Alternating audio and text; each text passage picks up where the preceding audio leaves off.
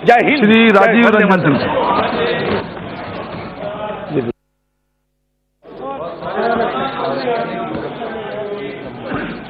सभापति महोदय, इस देश में एक दौर था जो आतंकवादियों का दौर था। 2004 से 2014 तक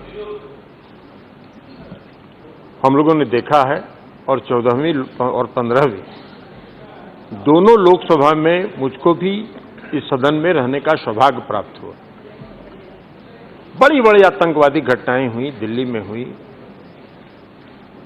मुंबई में हुई, बेंगलोर में हुई, पूना में हुई, कलकत्ता में हुई, रेलवे स्टेशन पर हुई, हैदराबाद में हुआ, सरोजनी नगर मार्केट में हुआ।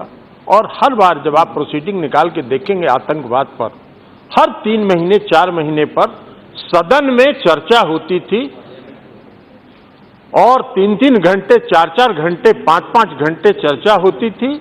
संकल्प होता था कि आतंकवाद के खिलाफ कड़ी कार्रवाई की जाएगी, और फिर 4 महीना के बाद हम लोग चर्चा ही करने के लिए बैठते थे।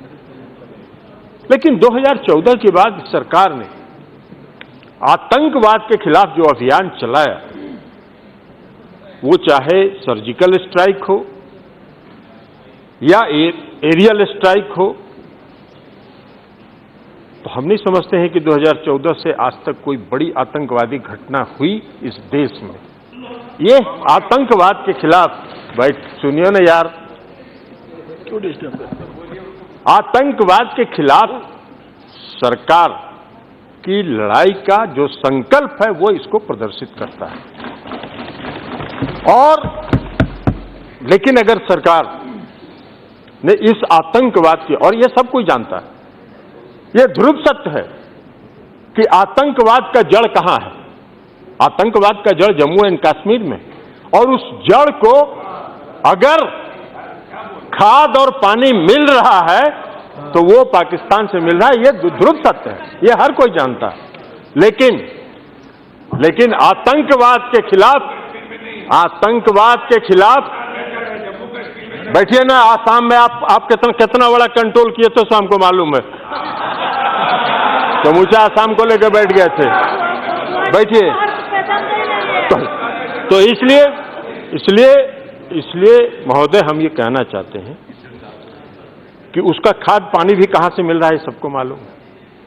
लेकिन अगर सरकार ने आतंकवाद से लड़ने के लिए इस 17वीं लोकसभा में, 17वीं लोकसभा के पहले सत्र से ही, हम माननीय गृह मंत्री जी को बधाई देना चाहते हैं इस बात के लिए कि पहले वे सत्र से ही उन्होंने आतंकवाद के खिलाफ लड़ाई के मंसूबे को और पुष्ट करने का काम किया।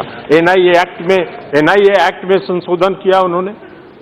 अनलॉफुल एक्टिविटीज जो कानून था उसमें संशोधन किया उन्होंने। हम इसका स्वागत करते। अगर आप इस सदन में आतंकवाद के खिलाफ लड़ने के लिए और कोई से सख्त कानून लेके आते, हम उसका स्वागत करते। लेकिन आपको मालूम है, हमारी पार्टी 1996 से राष्ट्रीय जनतांत्रिक गठबंधन के रूप में के साथ रही है। आदरणीय अटल बिहारी वाजपेयी जी प्रधानमंत्री थे, उस समय से हम लोग एनडीए के साथ हैं। आदरणीय जॉर्ज फर्नांडिस साहब, जो उस समय समता पार्टी के और बाद में जनता दल यू के हमारे अध्यक्ष हुआ करते थे, वो एनडीए के साथ थे, एनडीए के कन्वेनर थे।